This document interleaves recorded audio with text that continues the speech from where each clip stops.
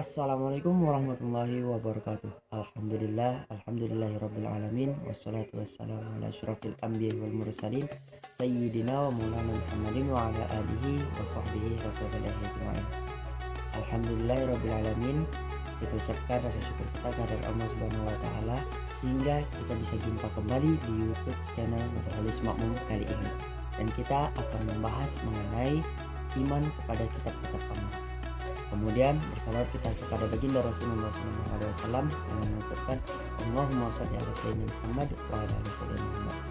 Oke teman-teman, kali ini kita akan membahas mengenai iman kepada kitab-kitab Allah yang saya kutip dalam buku tafsir ayat-ayat akidah karangan Dr.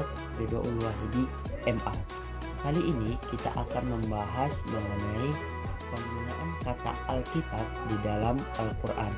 Setidaknya di dalam buku ini kata Alkitab di dalam Al-Quran mencakup 4 makna, yaitu yang pertama, penggunaan Alkitab di dalam Al-Quran itu menunjukkan makna kepada kitab-kitab Allah yang sudah Allah turunkan kepada para nabi dan para rasul Allah Subhanahu wa taala, seperti kitab Taurat, Zabur, Injil, Al-Quran maupun lembaran suhuf.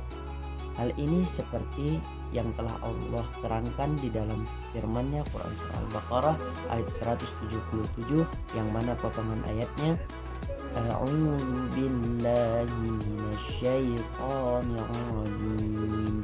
Bismillahirrahmanirrahim.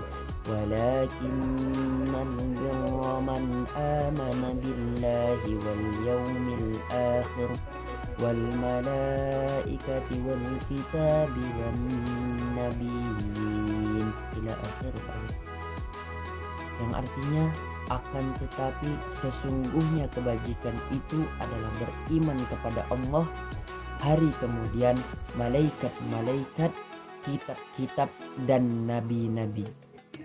Kata kitab di sini itu menunjukkan kepada kitab-kitab yang telah Allah turunkan kepada para nabi dan rasul seperti yang disebutkan sebelumnya, yakni Taurat, Zabur, Injil, Al-Quran maupun lembaran suhuf.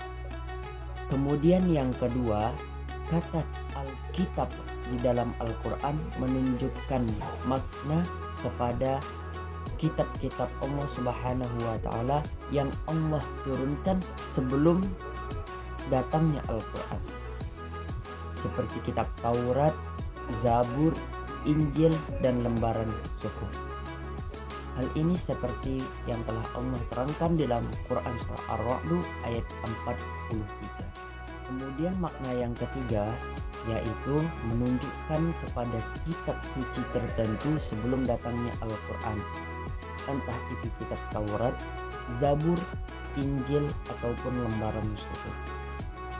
Salah satu contoh dalam Al-Quran yaitu terdapat dalam Quran Surah Al-Baqarah ayat 87, di mana potongan ayatnya A'udzu billahi minasyaitonir rajim.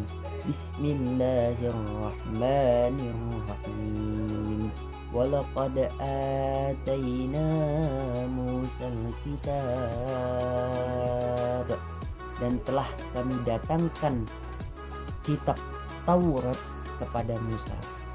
Kata Alkitab di dalam ayat ini itu menunjukkan kepada kitab Taurat yang telah Allah turunkan kepada Nabi Musa alaihissalam.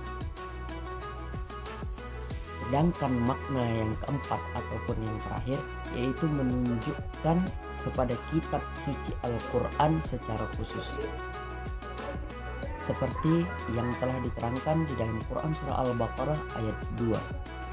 A'udzu billahi minasyaitonir rajim.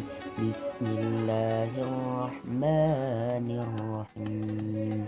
Dzalikal kitabu la raiba fihi hudan lil muttaqin.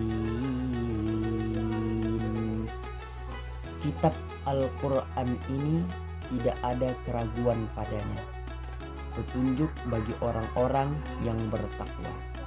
Kata Alkitab di dalam ayat Quran Surah Al-Baqarah ayat 2 ini itu menunjukkan kepada kitab Al-Quran yang diturunkan oleh Allah Subhanahu wa Ta'ala kepada Nabi Muhammad SAW sebagai petunjuk bagi orang-orang yang bertakwa kepada Allah Subhanahu wa Ta'ala. Jadi teman-teman, kata Alkitab atau penggunaan kata Alkitab di dalam Al-Quran setidaknya menunjukkan 4 makna. Yang pertama yaitu menunjukkan kepada semua kitab Allah Subhanahu wa Ta'ala yang telah Allah turunkan kepada para nabi dan para rasul, yang mana telah Allah terangkan dalam Quran surah Al-Baqarah ayat 177. Kemudian yang kedua yaitu menunjukkan kepada semua kitab Allah Subhanahu wa Ta'ala sebelum datangnya Al-Quran, baik itu kitab Taurat, Zabur, Injil ataupun lembaran suhuf, yang telah Allah terangkan dalam Quran surah Ar-Ra'd ayat 43. Kemudian makna yang ketiga yaitu menunjukkan kitab suci secara tertentu, di mana kitab suci ini didatangkan sebelum datangnya Al-Quran. Contohnya di dalam Quran surah Al-Baqarah ayat 87 yang menerangkan tentang datangnya kitab Taurat kepada Nabi Musa. Dan yang terakhir, yang keempat, yaitu menunjukkan kitab suci Al-Quran secara khusus seperti yang telah Allah terangkan di dalam Quran surah Al-Baqarah ayat 2. Oke teman-teman, demikianlah penjelasan kita mengenai penggunaan kata Alkitab di dalam Al-Quran kali ini. Semoga bermanfaat dan bisa kita terapkan dalam kehidupan kita sehari-hari. Mohon maaf atas segala kesalahan dan kehilafan, dan terima kasih atas perhatiannya. Jangan lupa like, comment, and subscribe, dan juga share video ini ke teman-teman kalian. Semoga bermanfaat dan bisa diterapkan dalam kehidupan sehari-hari dan berguna bagi diri pribadi saya sendiri dan teman-teman semuanya.